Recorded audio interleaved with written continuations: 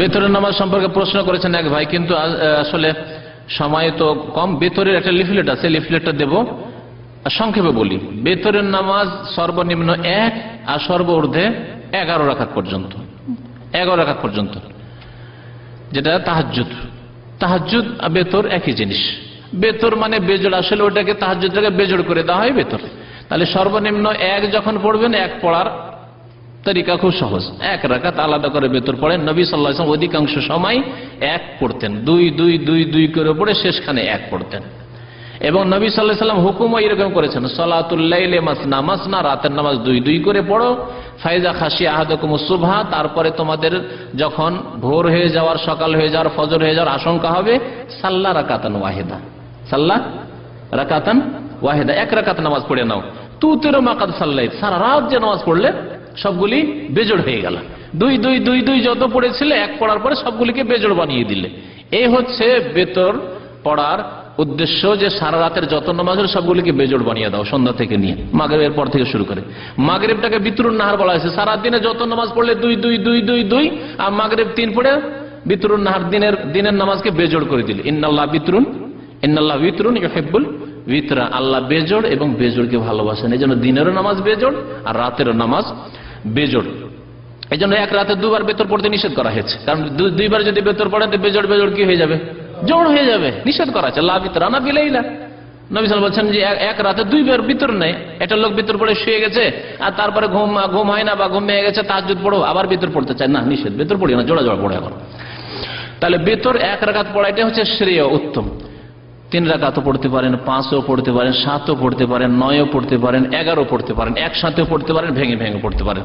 3 পড়া নিয়ে বেশি মাথা খারাপ, কারণ জয়ীব দুর্বল ওই 3-এর তরিকা যে শিখে আছেন সেটাকে সংশোধন করতে হবে। 3 পড়লে উত্তম তরিকা, উত্তম তরিকা 2টি। একটি হচ্ছে 2 পড়ে সালাম ফিরে দেন, তারপরে 1 পড়েন, যেমন এখানে রমজান মাসে পড়া হয়, তাই না? এই 3 পড়ার একটা তরিকা। আর একটা তরিকা 3 পড়ার, একসাথে 3 পড়েন, 1 রাকাত, 2 রাকাত, 3 রাকাত, সরাসরি উঠে যান।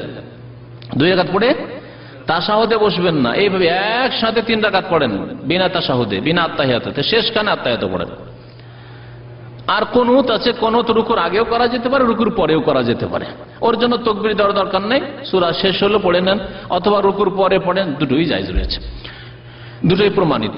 এই হচ্ছে 3 রাকাত পড়ার 2টো তরিকা সুন্নত সম্মত। তৃতীয় তরিকা যেটা হানাফি ভাইরা পড়ে, সেটি জয়ীব, কোন সহিহ হাদিসে নেই, সহিহ হাদিসে নেই। সেটা হচ্ছে মাগরিবের মতো করে পড়া। 2 রাকাত পড়লো, পড়ার পর আত্তাহিয়াতে বসলো, আত্তাহিয়াতে পড়লো, তারপরে উঠলো, মাগরিবের মতো সেম সেম।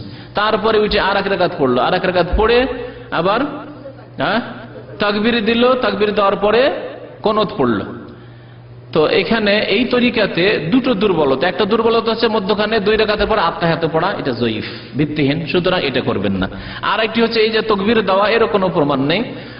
যেমন সূরা শেষ হলো তেমনই আপনি পড়ে আল্লাহুম্মা আহদিনা ফিমান হাদাইত, আল্লাহুম্মা ইন্না নাস্তাইনুকা ওয়া নাস্তাগফিরুকা, যেটা যে কোনো 2টি বা 2টোই একসাথে পড়তে পারেন কুনুতের।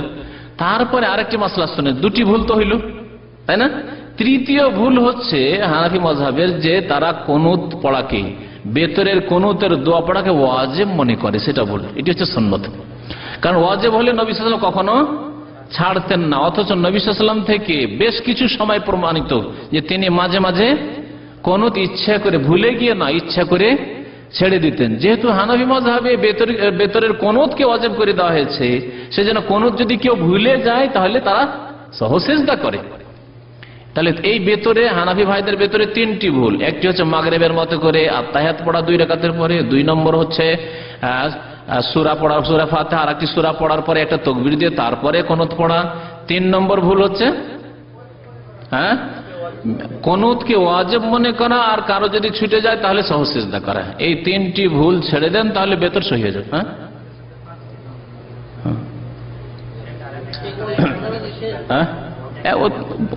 ওটা তো আছে এই ভেতরে, 3 রাকাত ভেতরে ভুল বলছি।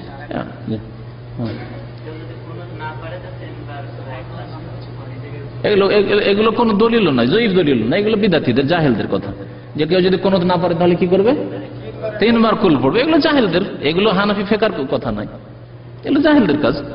হানাফি ফিকহাতে যেটি আছে এই 3টে ভুল, হানাফি ফিকহাতেই ভুল আছে 3টি, আর বাকি জাহেলদের ভুল আরো 2টি আমাদের ভাইরা বললো। যে যদি কারো কোনো মুখস্থ না থাকে 3 কুল পড়ো, মানে 3 বার সূরা ইখলাস পড়ো, জাহেলদের বলে, এটি কোনো ফিকার কিতাব নেই তাদের। আর একটা কথা বললো যে 1 রাকাতকে তারা অস্বীকার করে, তো আগেই বলেছি যে তারা 1 রাকাতকে মানেই না, অথচ নবী সাল্লাল্লাহু আলাইহি সাল্লাম আওতারা বিওয়াহিদা 1 রাকাত বেতর পড়েছেন, 1 রাকাত বেতর পড়েছেন, বহু হাদিস বুখারীতে রয়েছে। তা বুখারীর হাদিস আমল করার জন্য, কিসের জন্য? অথচ ওই আজিজুল হক সাহেবের যে বুখারী তরজমা আছে, ওর শুরু ভূমিকাতে লিখেছে যে সমস্ত হাদিসের মধ্যে সবচেয়ে সহিহ হাদিস হচ্ছে বুখারী, শুধু বলার জন্য, হ্যাঁ, আর কাজের সামান্য কিছু। আল্লাহ পাক যেন বুঝার তৌফিক দান করেন, আমল করার তৌফিক দান করেন, আমিন। সাল্লাল্লাহু আলাইহি ওয়া মুহাম্মদ ওয়া আলা আলিহি ওয়া সাহবিহি আজমাইন। বেতরে নামাজ ওয়াজিব নয়, এটি আরেকটি ভুল। বেতরে নামাজের হুকুম সম্পর্কে ভুল। হানাফি মাযহাব বেতরে নামাজ ওয়াজিব, বেতরে নামাজ সুন্নাতে মুআক্কাদা, ওয়াজিব নয়। তাদের কাছে যেহেতু ফরজ ওয়াজিব পার্থক্য আছে, সেই জন্য হয়তো ওয়াজিব করেছে, কিন্তু ওয়াজিব নয়। আসলে হাদিসে এসেছে আল বিতরু লাইসা বিহাতমিন, বেতর ওয়াজিব ফরজ নয়, ওয়াজিবও নয় ফরজও নয়, সুন্নাত বেতর। কিন্তু সুন্নাতে মুআক্কাদা, বেতর কেউ ছাড়লে গুনাহগার হবে। অন্য অন্য সুন্নতের চাইতে বেশি তাগিদ আছে। জোহরের সুন্নাত কেউ ছাড়লো, ফজরের সুন্নাত ছাড়লো, তার চাইতে বেশি গুরুত্ব হচ্ছে বেতরের। সুতরাং বেতর হচ্ছে সুন্নাতে মুআক্কাদা, তার মানে এই নয় যে কেউ ছেড়ে দেবে, ছাড়লে গুনাহগার হবে। জি। এবং কারো ছুটে গেলে জোড়া করে দিনে পড়ে নেবে, জোড়া করে দিনে জোহরের আগে পড়ে নেবে।